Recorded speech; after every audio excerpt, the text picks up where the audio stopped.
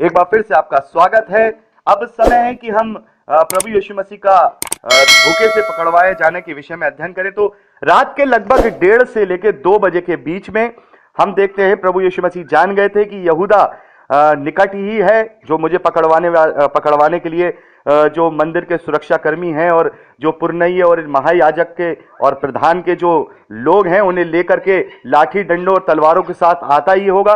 तो रात के लगभग 1:30 बजे यहूदा वहां पर आता है। और जब हम इस मत्ती के सुसमाचार को, मरकुस को और लूका को और यूहन्ना को, जब हम यूहन्ना के सुसमाचार में इस पकड़वाए जाने वाले बातों का अध्ययन करते हैं तो हम देखते हैं कि मत्ती, लूका और मरकुस में एक जैसी बात लिखी हुई है। वहां पर यह लिखा हुआ है कि यहूदा आया और उसने प्रभु को चूमा और वहां पर जो है लोग उसके पकड़ने के लिए आए। वहां पर उनमें से एक व्यक्ति ने, जो प्रभु की ओर से थे, उनमें से एक ने वहां एक का कान काट दिया और उसके बाद प्रभु ने उसके कान को चंगा किया और वो स्वयं प्रभु उनके साथ वहां से चले गए। तो हम देखते हैं कि जब यूहन्ना का सुसमाचार पढ़ते हैं तो वहां पर यहूदा के द्वारा चूमने वाला सीन नहीं बताया गया है। वहां पर उन लोगों के द्वारा जो उसे पकड़ने के लिए आए थे उनके बीच में कन्वर्सेशन को दिखाया गया है। वहां दिखाया गया है कि प्रभु यीशु मसीह स्वयं अपने आप को उन पर प्रकट करते हैं कि तुम उन्हें किसको ढूंढते हो, जिसको तुम ढूंढते हो वो मैं हूं। तो उस कन्वर्सेशन को वहां पर प्रभु यीशु मसीह करते हैं। तो हम इसको अब सीक्वेंस से कैसे लें, और मैं चाहूंगा कि आपको मैं ये घटना के विषय में बता दूं, ये कौन कौन से जगह पर किस सुसमाचार में पाई जाती है। मत्ती के सुसमाचार 26वां अध्याय 47वें वचन से लेकर 56वें वचन तक, मरकुस 14 अध्याय 43वें वचन से लेकर 50वें वचन तक, लूका में 22वां अध्याय 47वें वचन से लेकर 53वें वचन तक, यूहन्ना 18वां अध्याय 3 वचन से लेकर 12वें वचन तक। तो लगभग 1:30 से 2 बजे के बीच में यहूदा इस्करियोती वहां आता है और प्रभु को बहुत चूमता है और प्रभु समझ जाते हैं। प्रभु कहते हैं कि तू मुझे इसलिए चूम रहा है कि तू ये चिन्ह लेकर के आया है कि ये लोग मुझे पहचान जाएं। तब प्रभु यीशु मसीह स्वयं आगे आकर के उन पर अपने आप को प्रकट करते हैं। और इस बात को, इस कन्वर्सेशन को हम अच्छी तरह से जब जानेंगे तो यूहन्ना के सुसमाचार में हम इसको जब पढ़ेंगे तो अच्छी तरह से इस कन्वर्सेशन को जानेंगे जो उन पकड़ने आए हुए लोगों और प्रभु यीशु मसीह के बीच में हुआ। तो तीसरा वचन 18वां अध्याय यूहन्ना का सुसमाचार 3 वचन से हम पढ़ेंगे। तब यहूदा सैनिकों के एक दल और प्रधान याजकों और फरीसियों की ओर से प्यादों को लेकर दीपकों और मशालों और हथियारों को लिए हुए वहां आया। तब यीशु उन सब बातों को जो उस पर आने वाली थी जानकर निकला और उनसे कहा, किसे ढूंढते हो? तो हम देखते हैं कि प्रभु यीशु मसीह स्वयं उन लोगों से पूछते हैं कि किसे ढूंढते हो। इससे पहले यहूदा ने उन्हें चूम लिया था, उनको चूम रहा था, इंडिकेशन दे दिया था कि जिसे मैं चूमूंगा ये वही है जिसे तुम पकड़ने आए हो। इस पर प्रभु यीशु मसीह बाहर आते हैं। बाहर आकर के उन प्यादों से, उन लोगों से कहते हैं कि तुम किसे ढूंढते हो? उन लोगों ने प्रभु यीशु मसीह को उत्तर दिया, यीशु नासरी को। यीशु ने उनसे कहा, मैं हूं। उसका पकड़वाने वाला यहूदा भी उसके साथ खड़ा था। देखिए यहां पर हम देखते हैं उसका पकड़वाने वाला यहूदा भी उसके साथ खड़ा था। तो चूमने वाली घटना हो चुकी है और उसके बाद चूमने की घटना के बाद प्रभु यीशु मसीह स्वयं अपने आप को उन पर प्रकट कर रहे हैं कि तुम किसे ढूंढ रहे हो? तो वो कहते हैं यीशु नासरी को। तो प्रभु उनसे कहते हैं, मैं हूं। और 6वें वचन में देखते हैं कि ये कहते ही मैं हूं वे पीछे हटकर भूमि पर गिर पड़े। यहां हम देखते हैं जो पकड़ने वाले हैं, जो लोग प्रभु यीशु मसीह को पकड़ने आए हैं, तो प्रभु यीशु मसीह जब कहते हैं मैं हूं तो वो सारे के सारे लोग पीछे हटकर गिर पड़ते हैं। वो अपने घुटनों पे गिर पड़ते हैं। क्यों? क्योंकि ये जो मैं हूं का जो शब्द है ये एक विकराल शब्द था, क्योंकि मैं हूं का मतलब होता है परमेश्वर। और इसको जब हम निर्गमन की पुस्तक उसके 3 अध्याय उसके 14वें वचन में को पढ़ते हैं तो यहां यहोवा ने मूसा से कहा अपने नाम के विषय में, I am that I am, मैं हूं जो सो मैं हूं। और प्रभु यीशु मसीह ने अपने विषय में अपने ईश्वरीय तत्व को बताने के लिए भी इसी यूहन्ना के सुसमाचार 8वें अध्याय उसके 58वें वचन में कहा कि इससे पहले कि इब्राहिम था मैं हूं। उन्होंने स्वयं को मैं हूं यानी यहोवा परमेश्वर के तुल्य बताया। और ये जो मैं हूं का जो शब्द था, इससे घबरा कर, इससे विचलित होकर वो जो मंदिर के सुरक्षा कर्मी थे वो पीछे हटकर गिर गए। और प्रभु यीशु मसीह ने मैं हूं शब्द का, जो मैं हूं जिसे हम परमेश्वर से इंडिकेट करते हैं, मैं हूं को 7 बार अपने लिए अलग अलग चीजों के लिए लगाया है। मैं हूं तो उसने कहा है अपने लिए, यहां पर भी उसने कहा मैं हूं, और यूहन्ना के सुसमाचार 8वें अध्याय और उसके 58वें वचन में भी कहा, इससे पहले कि अब्राहम था मैं हूं। लेकिन उसने बहुत सारी चीजों को भी अपने ऊपर लेकर के कहा है मैं हूं, जो 7 चीजें हैं जो प्रभु ने कही हैं। जीवन की रोटी मैं हूं, यूहन्ना का सुसमाचार 6 अध्याय 35वां वचन। और मैं चाहूंगा कि आप इसको लिख लीजिए, क्योंकि जब कभी भी आप इसके विषय में आप पढ़ेंगे या किसी को बताएंगे तो जो मैं हूं का जो शब्द है जो प्रभु ने अपने लिए इस्तेमाल किए हैं वो कहां कहां पाए जाते हैं। 7 बार प्रभु ने अपने लिए इस्तेमाल किया है। तो पहली बात प्रभु यीशु मसीह ने यूहन्ना का सुसमाचार 6 अध्याय 35वें वचन में कहा, जीवन की रोटी मैं हूं। दूसरी बार प्रभु यीशु मसीह ने यूहन्ना के सुसमाचार 8वें अध्याय 12वें वचन में कहा, जगत की ज्योति मैं हूं। तीसरी बार 10वां अध्याय इसी यूहन्ना के सुसमाचार में उसका 9वां वचन, द्वार मैं ही हूं। प्रभु यीशु मसीह ने अपने आप को द्वार कहा है। इसी यूहन्ना के सुसमाचार 10वां अध्याय 11वें वचन में चौथी बार प्रभु ने कहा, अच्छा चरवाहा मैं हूं। और 11वें अध्याय 25वें वचन में यूहन्ना के सुसमाचार, पुनरुत्थान और जीवन मैं हूं। छठी बार 14वां अध्याय 6 वचन में प्रभु यीशु मसीह ने इसी यूहन्ना के सुसमाचार में कहा, मार्ग सत्य और जीवन मैं हूं। और 7वीं बार प्रभु यीशु मसीह ने यूहन्ना का सुसमाचार 15वां अध्याय पहले वचन में कहा, सच्ची दाखलता मैं हूं। तो यहां पर हम इस बातों को हम डिस्क्राइब नहीं करेंगे कि प्रभु यीशु मसीह ने ये 7 बातें अपने विषय में कही हैं, हम इसका अध्ययन कर चुके हैं किस किस विषय में प्रभु यीशु मसीह ने कहा। एक छोटा सा एक शॉर्ट हम करते हैं। जीवन की रोटी मैं हूं, स्वर्ग से उतरी हुई रोटी प्रभु यीशु मसीह है। प्रभु कहता है मैं हूं, मेरे द्वारा ही तुम पिता तक पहुंच सकते हो, बिना मेरे द्वारा कोई भी पिता तक नहीं पहुंच सकता। जगत की ज्योति मैं हूं, मैंने ही इस जगत को सत्य से रोशन किया है।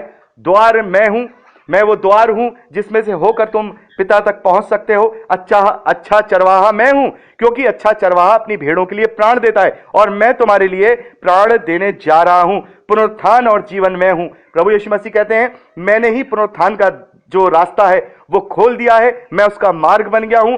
मेरे ओर से ही तुम्हें पुनरुत्थान मिलेगा, मेरी ओर से ही तुम्हें अनंत जीवन मिलेगा यदि तुम मुझ पर विश्वास करोगे। प्रभु कहते हैं मार्ग सत्य और जीवन मैं हूं, क्योंकि वो रास्ता जो मैंने अपने पिता तक तुम्हारे लिए बना दिया है, मेरे मुझ में होकर तुम उस सत्य को जानोगे, और जब तुम उस सत्य को जानोगे तुम मुझ में होकर के पिता तक पहुंचोगे और जीवन को यानी अनंत जीवन को पाओगे। और सच्ची दाखलता मैं हूं, और उसमें कि तुम डालियां हो। जब तुम मुझ पर विश्वास करोगे, जब तुम मुझसे अपने प्रेम का प्रकटीकरण करोगे, तब तुम बहुत सा फल मेरे पिता के लिए बटोरोगे। तो यहां प्रभु यीशु मसीह ने अपने आप को जो मैं हूं का शब्द कहा है, तो इससे वहां जो सुरक्षा कर्मी थे, जो मंदिर के सुरक्षा कर्मी थे, वो लोग पीछे हटकर गिर पड़े, और वो काफी उनमें उस वक्त भय का माहौल और खौफ छा गया होगा। क्योंकि यहां पर जब ये लिखा है कि वो पीछे हटकर गिर पड़े, तो जरूर वो विकराल शब्द रहा होगा।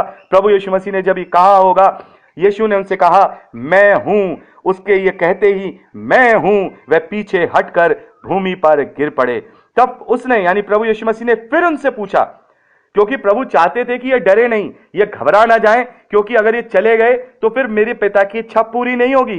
तो प्रभु यीशु मसीह दोबारा उनसे कहते हैं कि तुम किसको ढूंढते हो? वे बोले यीशु नासरी को। तो यीशु ने उत्तर दिया, मैं तो तुमसे कह चुका हूं कि मैं हूं, यदि मुझे ढूंढते हो तो इन्हें जाने दो।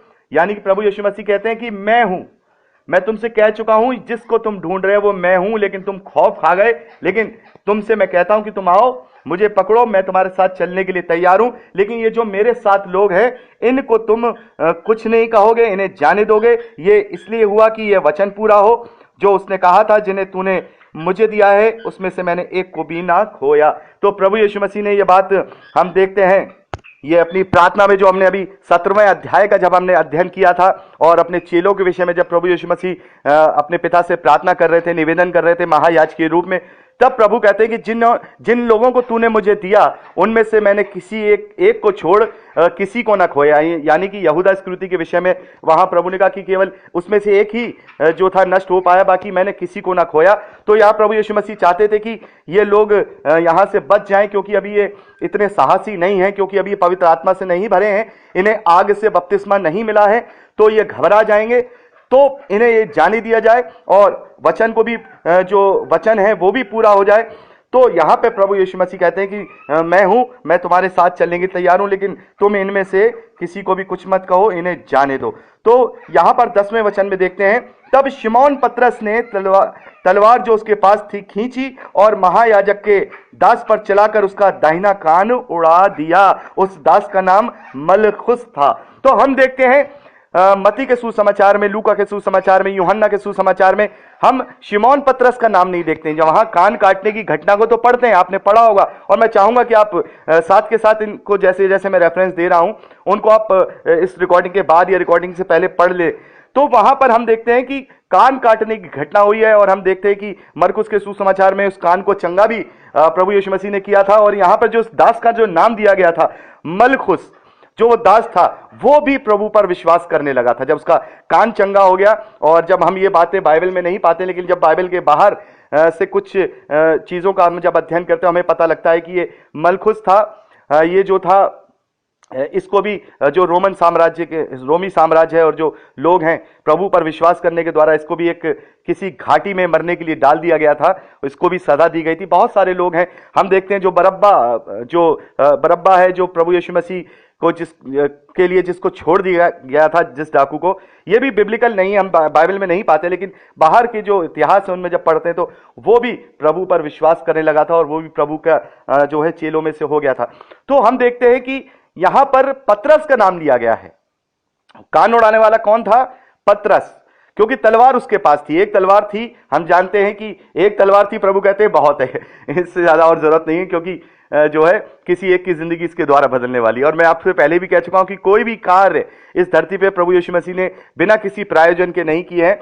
तो वहां पर पतरस का नाम लिया गया यूहन्ना के सुसमाचार में, लेकिन लूका, मत्ती और मरकुस में पतरस का नाम नहीं दिया गया। उसका भी एक कारण है, उसका एक ये कारण है कि ये जो सुसमाचार है, यूहन्ना का सुसमाचार है, काफी बाद में, करीब मैंने आपको बताया था 80, 85 या 90 एडी के बीच में इसको यूहन्ना के द्वारा लिखा गया। लेकिन मरकुस, मत्ती और लूका ये काफी पहले, करीब उससे 25-30 साल पहले ये लिखे गए थे। सबसे पहले मरकुस का सुसमाचार लिखा गया, उसके बाद मत्ती और लूका को लिखा गया।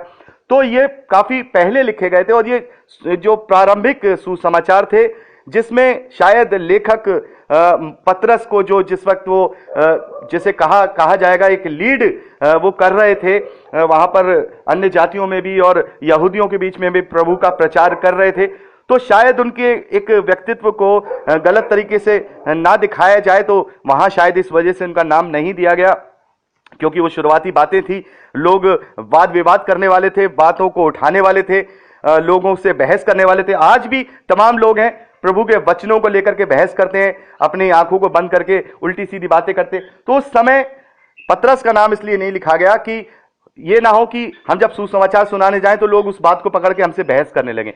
क्योंकि वो अभी वचन में पक्के नहीं है, वो नहीं जानेंगे कि अभी जो चेले हैं वो पवित्र आत्मा को नहीं पाए हुए थे। उस वक्त वो केवल संगति में थे, परमेश्वर की, प्रभु यीशु मसीह की संगति में थे, लेकिन अभी तक उनमें वो साहस, उनके अंदर वो बुद्धि, उनके अंदर वो विवेक नहीं आया था जो पवित्र आत्मा के बपतिस्मे के द्वारा उन्हें मिलने वाला था, पवित्र आत्मा के द्वारा उन्हें मिलने वाला था। जैसे हम देखते हैं जब पेंतकुस्त के दिन उनके ऊपर आग की लपटों के समान जब पवित्र आत्मा उतरा, तो उन्होंने फिर अपने जीवन को फिर बड़ा नहीं समझा, वो ना डरे ना घबराए और अपने आप को पूरी तरह से प्रभु के प्रचार के लिए कुर्बान कर दिया।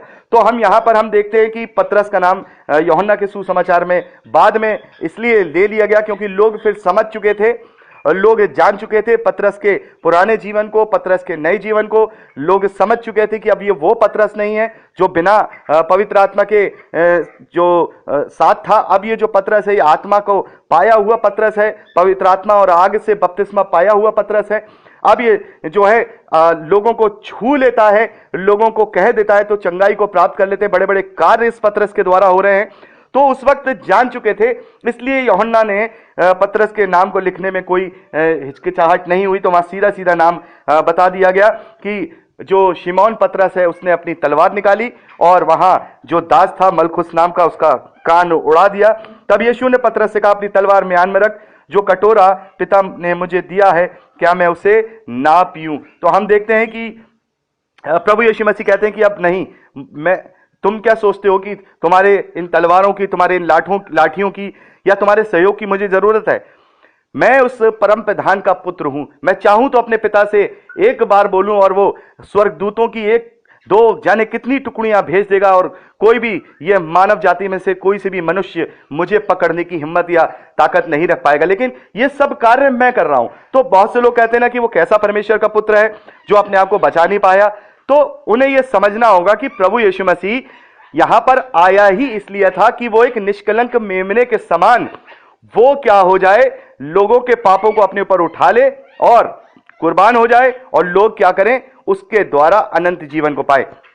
और जैसा मैंने पिछले भाग में आपको बताया था फसह के पर्व के विषय में कि फसह का पर्व जो यहूदी लोग, इस्राएली लोग मनाया करते थे, अपने छुटकारे को, अपने मृत्यु से बचने के द्वारा जो चिन्ह है उसके रूप में मनाते थे। और वहां वो निष्कलंक मेमना, वहां पर वो बलिदान किया करते थे।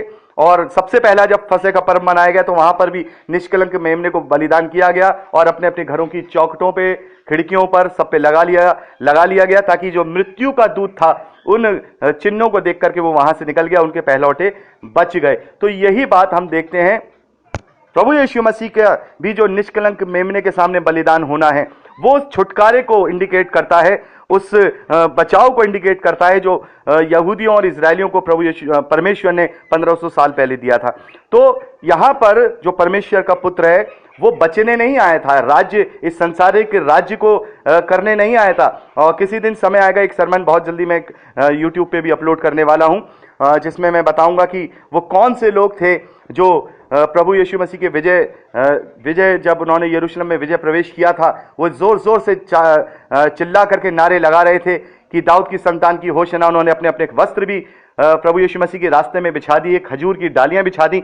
हजारों की तादाद में थे वो लोग, लेकिन वो लोग कहां चले गए जब प्रभु यीशु मसीह को क्रूसीफाई किया जा रहा था? और वही लोग, उनमें से भी बहुत सारे लोग उस भीड़ में शामिल थे जो चिल्ला चिल्ला करके कह रहे थे कि इसे क्रूस पर चढ़ाओ, बरअब्बा डाकू को छोड़ दो, इसे क्रूस पर चढ़ाओ। तो ये वो भीड़ कहां चली गई या उस भीड़ का हृदय परिवर्तन क्यों हो गया, इस विषय में मैं जरूर बताना चाहूंगा, क्योंकि यहां पर बहुत से लोग प्रभु यीशु मसीह को दुनियावी तरीके से अपना मसीहा मानते हैं।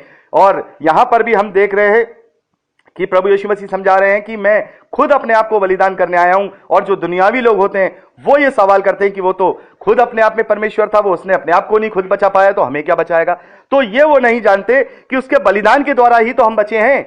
ये उसका प्रेम था, ये परमेश्वर का प्रेम था। यूहन्ना 3:16 के अनुसार कि परमेश्वर ने जगत से ऐसा प्रेम रखा कि उसने अपना इकलौता पुत्र भी दे दिया कि जो कोई उस पर विश्वास करे वो नष्ट ना हो परंतु अनंत जीवन पाए। तो ये तो उसका प्रेम था कि अपनी ही बनाई हुई सृष्टि के लिए स्वयं उसने उन्हीं के द्वारा उत्पीड़न को सहा, उसके ऊपर थूका गया, उसे जिल्लत का सामना किया गया, उसको इतनी पीड़ादायक मृत्यु को उसने सह लिया, मेरे और आपके लिए उसने अपने प्रेम को दिखाया। तो ये उसका प्रेम था, यही वजह थी उसकी धरती पर आने की कि वो हमारे लिए बलिदान हो जाए, जगत के पापों को एक निष्कलंक मेमने के समान अपने ऊपर उठा ले और सबको उसके द्वारा प्रायश्चित मिले, उसके द्वारा उद्धार मिले।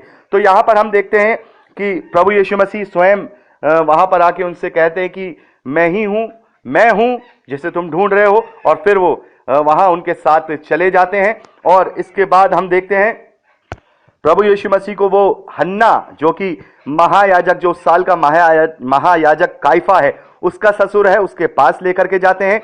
ये रात के लगभग 2-2:15 के आसपास ये घटना हो रही है और वो वहां पर ले जाया जाता है। तो यहां दूसरा चरण गत्सेमनी में प्रार्थना और प्रभु यीशु मसीह को पकड़वाया जाना, इसके विषय में हमने चारों सुसमाचारों को मिलाकर कंक्लूजन में अध्ययन किया। अब समय है कि हम तीसरे चरण की ओर